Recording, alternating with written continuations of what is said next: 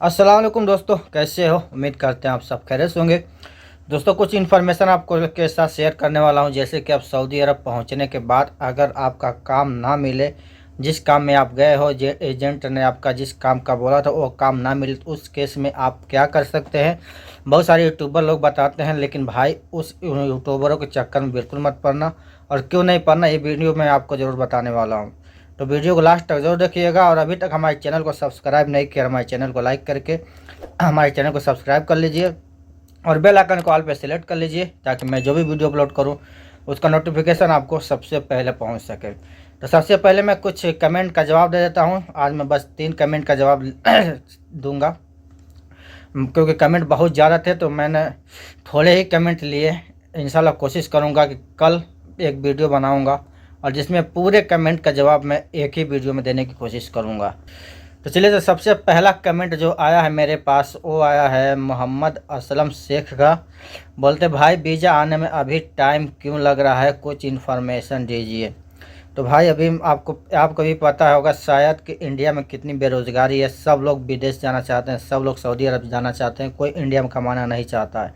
इसकी वजह यह है कि इंडिया में उतनी तनख्वाह नहीं मिलती, उतनी सैलरी नहीं मिलती, उतना काम नहीं है कि लोग अपना गुजारा अच्छे से चला सकें। इसीलिए लोग बाहर आते हैं सऊदी अरब। लेकिन इसके वजह से आदमी बहुत ज़्यादा हो गए हैं और वीज़ा निकल रहा है बहुत कम। और सऊदी में भी सिस्टम यही लागू हो गया है कि सऊदी की हुकूमत भी चाहती है कि ज़्यादातर लोग सऊदी के लोग ही काम करें हर पोस्ट पे। जो थोड़े बहुत लेबर वाले काम हैं वही बचे हैं बस गैर मुल्कियों के लिए, इंडियन के लिए। बस उसी में लोग आ रहे हैं, तो उनका भी वीज़ा भी बहुत स्लो निकल रहा है, जिसके वजह से वीज़ा आने में देरी हो रही है। ठीक है भाई। इसके अलावा दूसरा कमेंट आया है, कोई काफ है और बोलते हैं कि सलाम अलैकुम रहमतुल्लाहि वबरकातुहू। वालेकुम सलाम। सऊदी में मेडिकल कैसे होता है भाई? भाई सऊदी में मेडिकल नॉर्मल होता है। यहाँ पे सऊदी में गम का मेडिकल नहीं होता। ठीक है, इंडिया में गम का मेडिकल होता है, लेकिन सऊदी में बस ज़्यादा चेकअप नहीं होता है।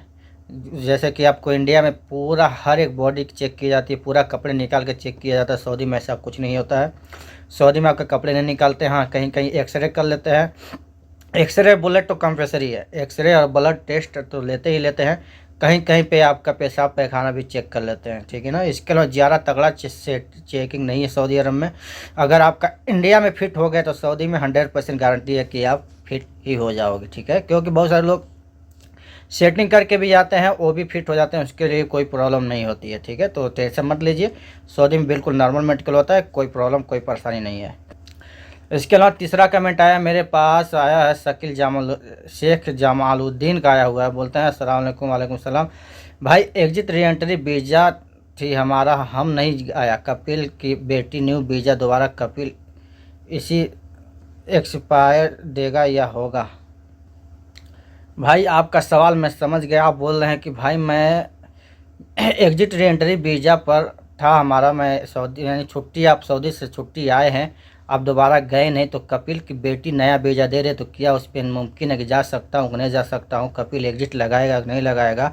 तो भाई आप नहीं जा सकते, क्योंकि सऊदी का रूल है, सऊदी का नियम है कि जो लोग भी छुट्टी पर जाएंगे वो लोग 3 साल तक दूसरा नया वीज़ा पर नहीं आ सकते। भले ही वो कपिल के किसी खानदान का ही आ हो, वो देख कपिल की बेबी हो, कपिल की बेटी हो, वो अपने नाम पे वीज़ा निकाले नहीं आ सकते। बस वही सेम कपिल अपने नाम से निकाल कर देगा तो आ सकते हैं, कोई प्रॉब्लम नहीं है। लेकिन आप दूसरे कपिल के दूसरे नाम पे दूसरे आईडी से जो वीज़ा निकलेगा उस पर आप सऊदी अरब 3 साल से पहले नहीं आ सकते।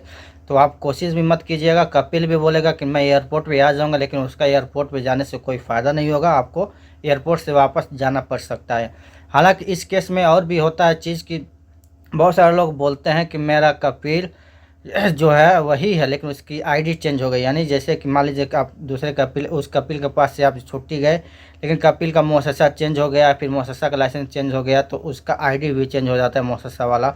फिर उससे भी आप अगर वो निकालता है आपका वीज़ा नया, तो भी आप उस पर नहीं आ सकते 3 साल से पहले। ठीक है ना भाई, तो आपको सेम कपिल सेम आईडी से वीज़ा निकाल के देगा, तभी आप सऊदी में दोबारा आ पाएंगे 3 साल से पहले। अगर छुट्टी गए हैं तो, नहीं तो उससे पहले आने की कोशिश बिल्कुल मत कीजिएगा भाई। ठीक है, अब बहुत सारे लोगों के साथ ऐसा धोखा हो जाता है। जैसे कि अभी मैं टॉपिक पे आ रहा हूँ आपके पास, कि जो टॉपिक मैंने बताया थी उस पर मैं वीडियो बना रहा हूँ। ये कि जैसे कि अगर आपका काम कुछ और मिल गया, आप सऊदी अरब में आए, उसका काम कुछ और मिल गया, गलत काम मिल गया, कपिल आपको कुछ और काम करा रहा है, जिस काम में आए तो वो काम नहीं करा रहा है, तो आप क्या कर सकते हैं इस सूरत में। तो इस सूरत में आपको मैं बता रहा हूँ, पहली बात आपको सब्र करना होगा तब तक जब तक आपका इकामा ना बन जाए, ठीक ना। जब आपका इकामा बन जाएगा उसके बाद से आप कोई कार्रवाई कपिल के ऊपर कर सकते हैं, मकतब आमिल में जवाजात में जा सकते हैं, लेकिन उससे पहले आप नहीं जा सकते, कोई ऐसा कदम भी नहीं उठा सकते हैं आप। अगर ऐसा कोई कदम उठाएंगे तो कपिल तुरंत तो आपको खुरुज लगा देगा और आपको घर चले जाना पड़ेगा, ठीक है ना भाई। तो ऐसा बिल्कुल भी आपको नहीं करना है, क्योंकि बहुत सारे एजेंट धोखेबाजी कर देते हैं कि एजेंटों को इसमें कोई गलती नहीं होती, क्योंकि एजेंट के थ्रू जो भी वीज़ा मिलता है वो एजेंट खुद जाकर नहीं देखता है कि भाई आपका कपिल कैसा है, आपकी कंपनी कैसी है, आपका काम कैसा है, क्योंकि एजेंट तो इंडिया में बैठा है, यहाँ से जो बताया जाएगा वही उसको मालूम होगा। तो इसमें एजेंटों को भी ज़्यादातर गलती नहीं होती है, क्योंकि उनको कुछ मालूम नहीं होता भाई कैसा कपिल है, कैसा क्या है, लेकिन फिर भी लोग जाकर फंस जाते हैं और फंसने के बाद एजेंट को गलती देते हैं। भाई गलती तो देना ही पड़ेगा ही, उसी को देते हैं लोग, लेकिन सच मानिए तो उसकी कोई ज़्यादा गलती नहीं होती है, ठीक है ना। कपिल ही झूठ बोलता है एजेंटों से कि मेरा ये काम है, मैं इस काम के लिए आदमी मंगा रहा हूँ। अगर कपिल आपको ऐसा करे, अगर आपके जो वीज़ा दिया था कपिल जिस काम के लिए, अगर वो काम आपको नहीं दे रहा है तो आपको 3 महीना तक सब्र करना पड़ेगा, क्योंकि 3 महीने का टाइम रहता है। 3 महीने के अंदर अगर आप उसको अगर शक हुआ कि आप उसके खिलाफ़ कुछ कार्रवाई करेंगे, आप उसके खिलाफ़ जाएंगे, आप कोई काम पसंद नहीं है और वो समझ गया हो, तो फिर आपको तुरंत खुरुज भेज देगा 3 महीने से पहले, क्योंकि ये उसका हक है और ये कर सकता है कानून के मुताबिक, और आप कुछ नहीं कर पाएंगे। तो जब तक आपका इकामा ना बने तब तक आपको चुपचाप उसको ये लगे कि हाँ आदमी अच्छा है, आदमी काम करेगा, ये कहीं जाएगा नहीं, ऐसे आपको बर्ताव करना कपिल के साथ, चाहे जितना भी मुश्किल हो जाए। क्योंकि जब आपको गलत काम मिल जाएगा तो मुश्किल परेशानी होगी ही।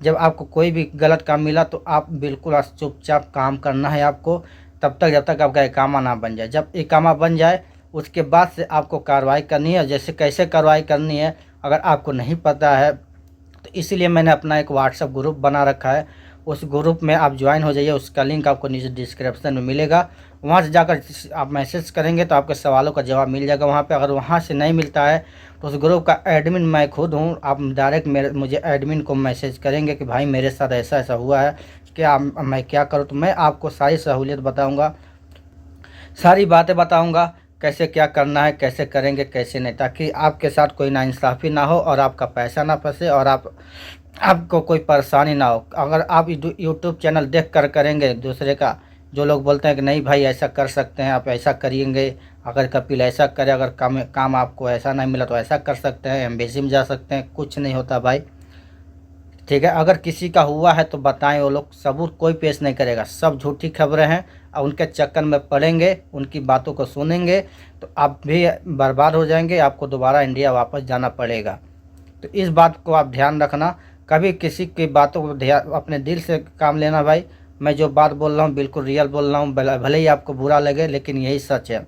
सऊदी में अगर आप फंस गए तो इतनी आसानी से निकल नहीं पाएंगे, या तो आप इंडिया वापस जाएंगे और नहीं तो आपको कफ़ाला लेना है।